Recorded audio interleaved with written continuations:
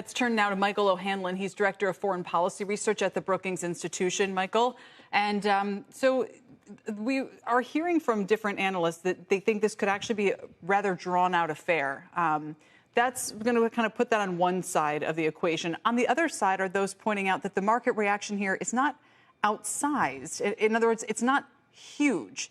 So is there a sense that even if this is a drawn-out conflict with multiple more chapters to it, that it doesn't have a direct impact, at least a further direct downside impact to U.S. markets? It's a great question, Kelly. And I don't know if I can make that kind of a confident prediction, because we have to think of also what is Iran's recourse going to be? And is Iran content to do something similar to what it's done in the past when it was angry with Israel or the United States, or are they going to feel the need to really do something dramatic? And until we know the answer to that, and it may be weeks or months before we really get the answer, then I think, markets may stabilize for a while and then may take another hit down the road. And then the other big question longer term, will Iran agree to go to some kind of a new nuclear deal? And I would have to guess today the answer is it's going to be hard or unlikely. But in that event, how long do you really think it'll be until Iran does get the bomb? And how long does this wind up setting back Iranian nuclear production or capabilities? Maybe it even winds up being the deciding final factor as Iran pursues the bomb, which they hadn't quite decided to do perhaps until today.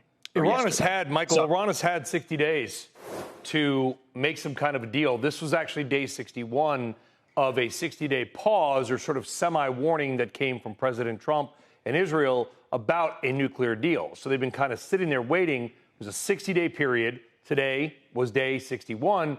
So Israel struck. The ball is now in Iran's court. What do you think Iran may do? And more importantly, what do you think Iran is capable of doing? Well, first of all, of course, the ball is still in Israel's court because they say they have a 14-day attack plan. We'll see if they really mean it, and we'll see what else is involved besides just dropping bombs from airplanes and, sneaking drones into the country in advance. Because if they really want to take out the Fordo site, I think they may need some kind of ground operation. And presumably that's going to be very difficult now that Iran knows it's under attack. If you're going to do a special forces raid, you probably would have started with that, not do it on day 10. So there still are a lot of choices Israel has to make. And then perhaps choices the United States has to make, depending on how Iran might retaliate. But to your point, we know that Iran was thinking about trying to assassinate some of the people in the chain of command in the United States that killed Soleimani 5 years ago. And thankfully, they have not succeeded. And President Trump took away the security detail for some of the folks who had been protected.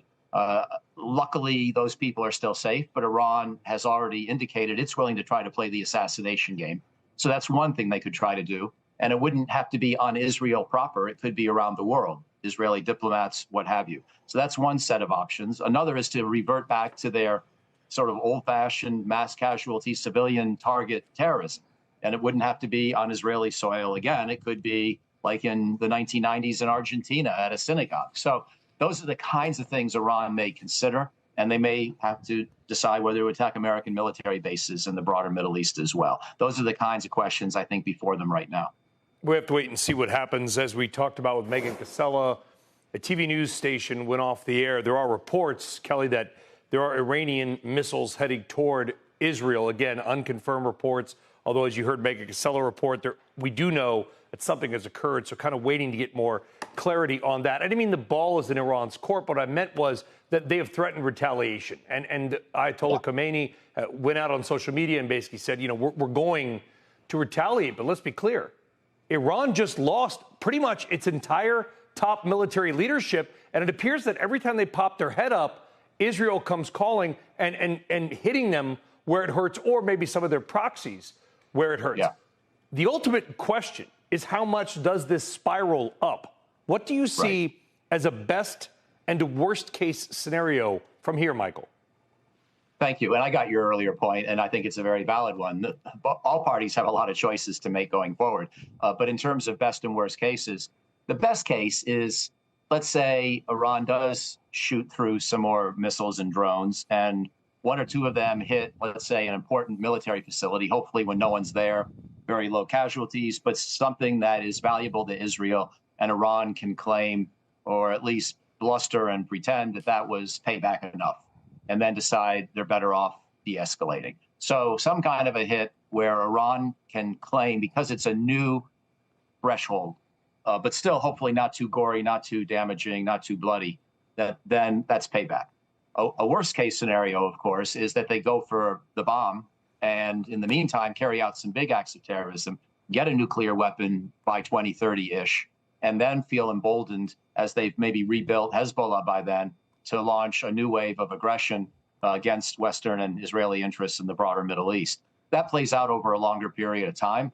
It may play out after President Trump's term in office, but that to me is a worst case, a completely unconstrained Iranian nuclear weapons program that then at some point in the future makes Iran feel like the ball is back in their court. They really can do big things because they're protected with a nuclear weapons deterrent, and then they get aggressive again as they have in the past. No, I think that's well said. And then the pragmatic kind of point in the near term, Michael, does it on any level right now reveal an Iranian weakness in terms of the response or capability? And does it invite perhaps a deal driven by desperation? Yeah, Kelly, that's a great way to put it, because I think Iran is feeling like, they're on the wrong side of momentum in these last couple of years. And certainly if they keep firing drones and missiles at Israel and they all get intercepted yet again, then it starts to look like they're fairly toothless. So that's why I say a best case may not be complete 100% interception of all of those incoming threats. Maybe it's better if one or two get through and damage physical infrastructure, not so much human lives, but physical infrastructure in Israel. So Iran can say to itself and claim to the world, that's enough. Now we've retaliated. Now we can move on. Again, that to me is sort of a best case coming out of this.